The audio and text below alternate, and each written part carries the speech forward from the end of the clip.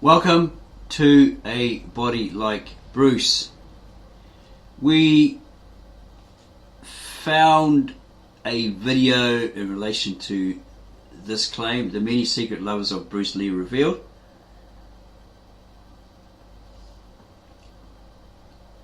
And we put our comment below the video telling you exactly what we thought of it. And we just found this website article, so we're going to have a look at that. Here's Bruce Lee in his younger days in his dappy suit with some woman, and it asks who is she, but I don't know if it really identifies her. Okay, it's supposed to be a transcript from the video below, the many secret lovers of Bruce Lee revealed by Celebrity Reporter.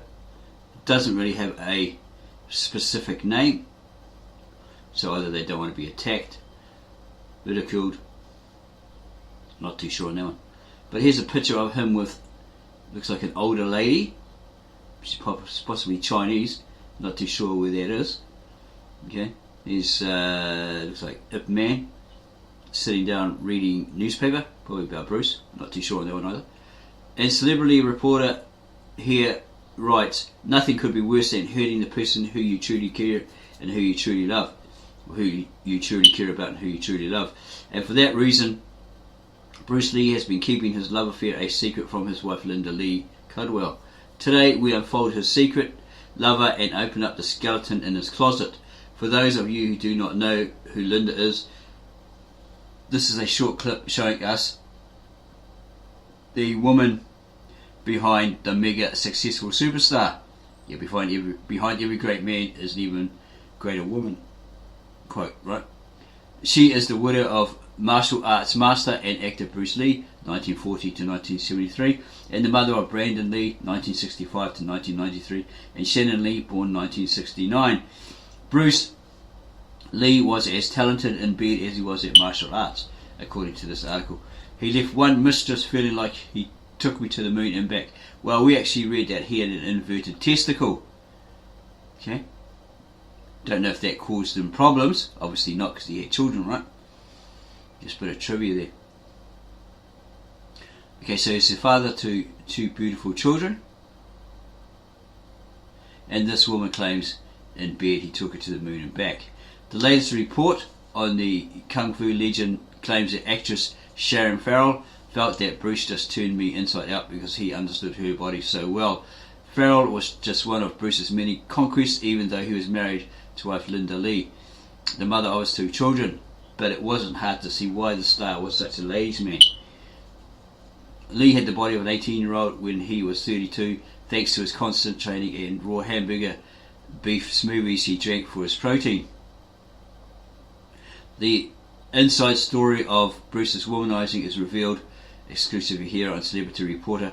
The star admitted he was not a saint when it came to his love life. So we've read, according to Linda Lee Caldwell, his wife at that time, Linda Lee, that she was the one responsible for his diet. She made all his protein shakes, drinks, etc., right? So she could verify that, yeah, he actually did eat raw meat, bloody meat, whatever, to get those proteins. Yeah, she was the success behind him. She, helped him, etc., etc. Even took up his JKD so he could perfect it, etc., etc. Okay, so here it says Sharon Farrell was just one of many conquests, even though he's married to wife Linda Lee, the mother of his two children. But it wasn't hard to see why there was such a ladies' man, and so forth. Celebrity Reporter then goes on to say, actress Sharon Farrell says she met the star while he was working on as an advisor, probably for the martial arts, on the set of The Wrecking Crew, and walked up to her in the MGM studio parking lot and charmed her into bed. He would impress women by showing off his kung fu moves and cha-cha dancing. Yeah, it showed his muscles, to say, feel my arms, all that sort of stuff. It's written in those different biographical books. And even underwent circumcision to be more like an American. Yeah, did he? Did he really? Because that's not really being American, that's being Jewish. It's a Jewish right of entry into their Judaic circle. Go do personal research on that. You'll find that that's what it was. Okay.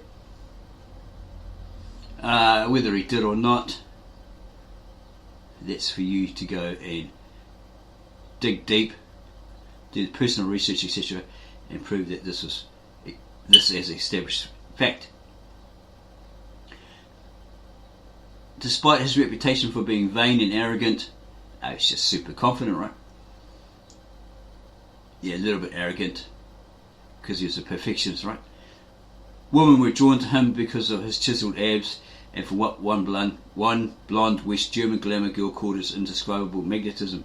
Yeah, well, when you got a hot body like that, physically, you know, got all those muscles and stuff like that, of course every woman's going to go, woo, I want to touch it, you know, all that sort of stuff. He offered a lot of times, according to those biographical, or those biographies, books, right? Okay. And some woman, an older woman, a wife of some other guy on the set, says, oh, it was warm to the touch and like marble, but she didn't go to bed with him. Okay. Bruce died at age 32 in 1973, just a few weeks before the release of Enter the Dragon, the first big Western produced kung fu film. The movie turned him into a cultural icon, introduced the world to his Taoist philosophy, and opened the door to martial arts in the West. But in life, Bruce was not as measured as he was on screen, and never fully managed his temper and craving for control. He was a perfectionist, right? He knew he had a short time, you know. So maybe he acted like that.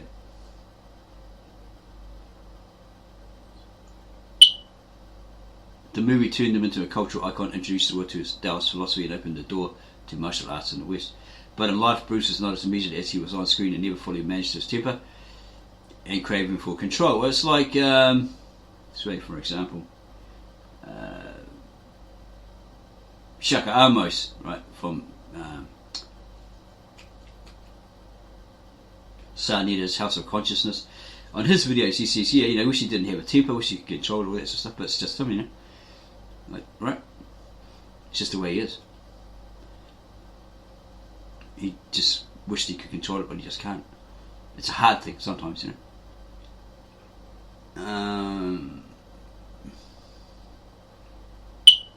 His behaviours outplayed him in his treatment of women. Before Bruce became a film star, he taught kung fu to celebrities in Los Angeles, encountered actors James Coburn and Steve McQueen among his clients. Well, according to his close friends and students, he was a prankster and all this sort of stuff, but he highly respected people, so who knows him better than the people that, you know, were around him all the time. Even his wife, right? She knew him best. Family knew him even better, right? Okay, so one thing Bruce Lee claimed to learn from McQueen was to be in charge of everything on the set. Another was to cut a wide swath through the female production of actresses, groupies, housewives and hat-check girls. But look at his notes in his different books, and you'll see that he wasn't into that. But then again, he told Dan and Santo apparently that he downplayed the chi idea, meditation, all that sort of stuff. But Dan and Santo says, yeah, and he went home and in his alone time he practiced it, right? Chi perfection, chi energy, and meditation and stuff. You can see it in some of those photos too. He's actually in meditation, you know, doing a meditation pose. Okay, lotus position or whatever it was. In 1969, Bruce was an advisor for the film The Wrecking Crew, and he met Farrel. At the time, Bruce's wife, Linda Lee, had just given birth to his second child, a daughter, Shannon. But he walked up to Farrel in the MGM studio parking and charmed her into bed. So she says. Farrel said he was the first man I had ever been with who had such a beautiful body. Those abs, his muscles were so defined. It was as if they were chiseled. Bruce was the most incredible lover I've ever been with. He was just so knowledgeable about a woman's body. The affair was very much on Bruce's terms, and he would say, I'm coming over, and drag me into the bedroom. That's what she's saying, right? Said Farrel, who eventually ended their fling to be with McQueen. Okay. She said Bruce took me to the moon and back. He just turned me inside out. But he was married and didn't have a pot to pee in. Steve was successful. He was my protector. He was a tough son of a gun, according to Bruce. He'd come out fighting. Fists blazing. That's what he admired about him. Whereas James Coburn was more of a ladies' man. Negotiable, laid back. Okay, so she used to lust with Steve McQueen, but Bruce was the love of her life. Bruce also had a fling with his co-star on The Way of the Dragon, Nora Meow. Don't think so, because she was a close friend of the family, and he was like a big brother to her, sort of thing. You'd have to go and ask that lady herself, right? And she'll probably tell you, "Oh, come on, man, right? Where'd you get that rubbish from?" Okay, so Nora Meow, though she had never confirmed or denied it, Bruce tenderly held her hand and got food for her. His affection all too apparent, but his most well-known mistress was Betty Ting Pei, claims Polly, an actress who met him on set of The Way of the Dragon. Polly who? I think it's all speculation. Celebrity reporter goes on to say Betty says she was with him all the time at the studio, while actor Anders Nelson confirmed Bruce was engrossed with Betty. With Betty, Bruce did not seem to care about getting caught and would take her out in public, once reportedly buying her a new Mercedes-Benz as a gift. When challenged about it by actress Nancy Kwan, she's an older Asian actress, she was pretty real good looking in her young days. One of his students and his friend, she was probably on that set of acted in that movie, The Wrecking Crew.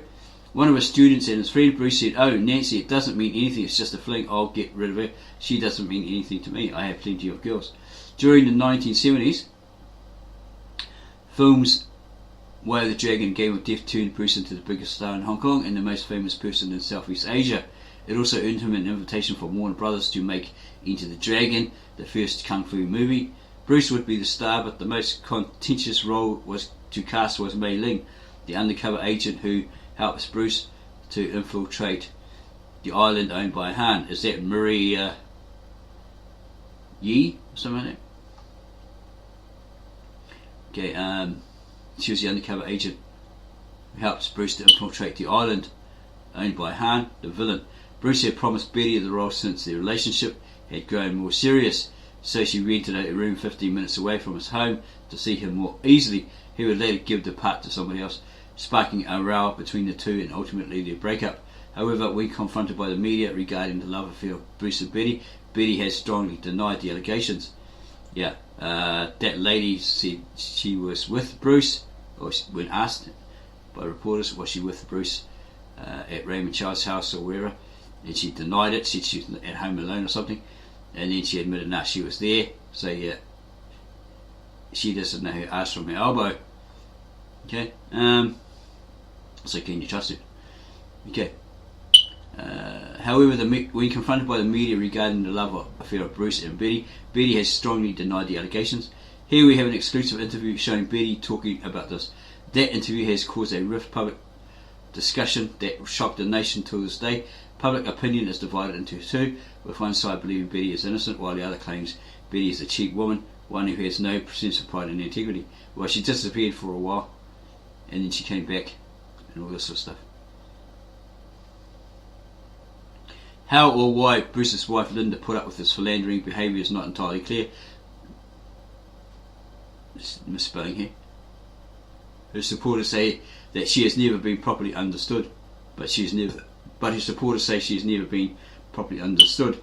Born Linda Emery in Seattle, she grew up in a Baptist family who disapproved of mixed marriages and wed Bruce over the objections of her mother and father, though, well, it could have been her stepfather at the time. Well, I don't know about that dragon or anything, but it's hints like, it doesn't really mention her father, but look at the history, she had a stepfather or something like that, though they later came around.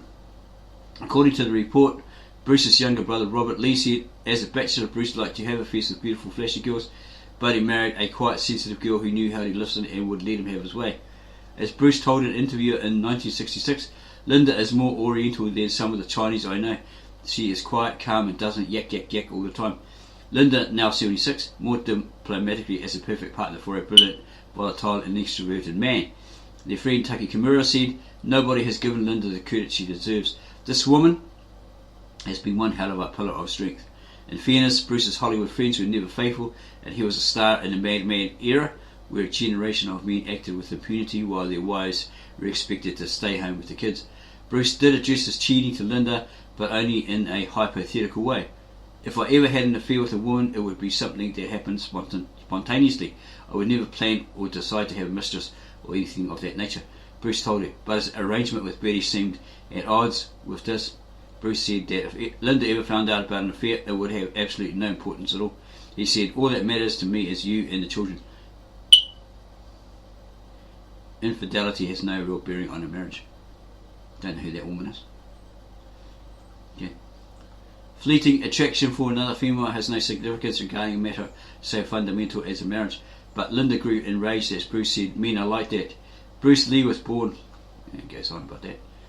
You know, he got expelled from posh Catholic school for putting a knife on a PE instructor. He also forced another boy to pull down his pants and paint his genitals red with paint he had stolen from a construction site. Well, prankster, I don't know if he'd go that far. His antics eventually put him on a police list of delinquents. Well, whatever it is, he liked to fight all the time, you know, to improve his kung fu or whatever. And he got to the point where he might have hit the son of a triad, knocked his teeth out, so it's in the crap, right?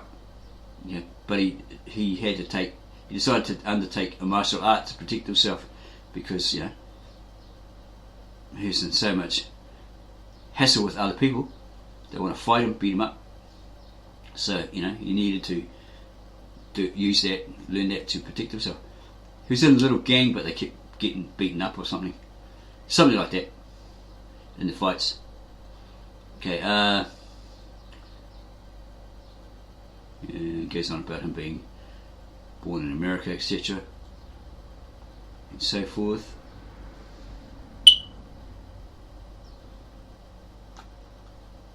More information on that, right? Boxing and what he took from. Okay, and his first love really was with a Japanese American sophomore called Amy Sambo, just like Japanese American, right? A dancer, and had a tempestuous off-on relationship that lasted 2 years. Sambo said, when I perform it's almost orgasmic. It is very sexual, and Bruce was like that too. She was horribly addicted to talent, and Bruce was a kinetic genius. The problem is in the relationship was their different outlooks. Bruce had a 1950s view of gender roles. He believed his girlfriend should put him first. But Sambo was a feminist jazz singer who wanted her own career. Amy loved Bruce, but he also drove her crazy. She felt he was suffocating her, always wanting to know where she was going with him. Okay, here's some more. Bruce repeatedly asked Sambo to marry him, but she refused and broke things off in spring 1963, leaving Bruce devastated. Yes, she took off, went to New York or something like that. He got over it and became so committed to his new life in America that he even got circumcised while on a trip home to Hong Kong. Well, okay, to be more American, this report says, when it's a Jewish thing, right? Solely a Jewish traditional custom thing, right? Bruce explained what he had done to his family by dropping his... Okay. When asked by his brother Rob why he did it, Bruce says, what they do in America, I'm an American, I want to look the part. Okay, Bruce moved back to San Francisco, so and so. He apparently was up to more mischief. Okay. And more history.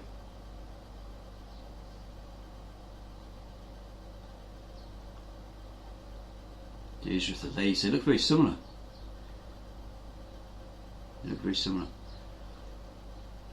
Nora Meow, I'm not too sure who that one is. Don't think it's Betty Ting Pei. Maybe not, I don't know. Okay, and what happened to him on the set? A doctor diagnosed him with cerebral edema or swelling of the brain, and Bruce admitted that he had eaten some Nepalese hash shortly before the episode. That's very powerful, right? Potent, etc., etc. Here's the video here. We're not going to play it because it might get a copyright breach. But we've looked at it, and here you see it's got a circle around this particular woman's face. Nora Meow is Bruce Lee, and it's got one here of hand touching. Okay, and the person in the video seems to hint at, well, this is his j.peg, right? and hinting at that they were holding hands. Right? They had something going on, but it's just close contact, accidental contact, right? Don't know who that is. It might be Ting Pei. Don't know. Some woman, right? So, he's having affairs. He's flirting with those women. He's going to beat them, all that sort of stuff. Okay. Yeah. So we watched it and we put a comment underneath it, and we thought it was totally a defamation of Bruce's character. Total rubbish, you know. But we'd have to look into it, do personal research on it, and find out where's all this stuff coming from. Is it coming from Matthew Polly, who looked at all of his notes, etc., or somebody else, former husband, second or third husband of Linda, okay, etc., etc., to verify that he was a womanizing cheat. When you have a look at his philosophy, etc., like that, he appears to be a very virtuous man, but then again, as we said before, according to Danny Santo, he downplayed chi power, all that sort of stuff, and meditation, yet he went home and in his alone time he was practicing all of that. Okay, so go have a look at this video. It's on YouTube. Okay, have a look at it. Tell us what you think in the comments below. We'll be most interested. We think it's a load of rubbish. Okay, they bring it all up after the guy's dead. You know, the person's dead. They can't like jump up and say, well, you know, that's a load of rubbish. I can prove it, like they did to Michael Jackson. Yeah, after they're dead, they find the dirt. Okay, Elvis, yeah, he was a womanizer. You can tell he's a womanizer, right? Well, you have so much women screaming at you, throwing their underpants at you, and all that sort of stuff, right? Look at the old Eminem video. Oh, it's Marshall Mayer's, blah blah blah. Can I, you know, and so forth. It's basically what he's saying there. Is exactly what happens with celebrities, right? You became rich and famous, right? Had a body, you know. Women see it, whoa, they want it, you know. They'll do anything to get with you, or that sort of stuff. Guys, go get a chiseled body like Bruce Lee and prove our point. Okay, they'll be making up excuses to be with you, to touch you, you know, look at your abs and all that sort of stuff. You know how it is. Anyway, if you like this video, subscribe to our channel, give us a like, add your comments below, and then go share this video with other martial arts fans. Get together and decide guilty or not, Your Honour. And again, let us know in the comments what your conclusions are.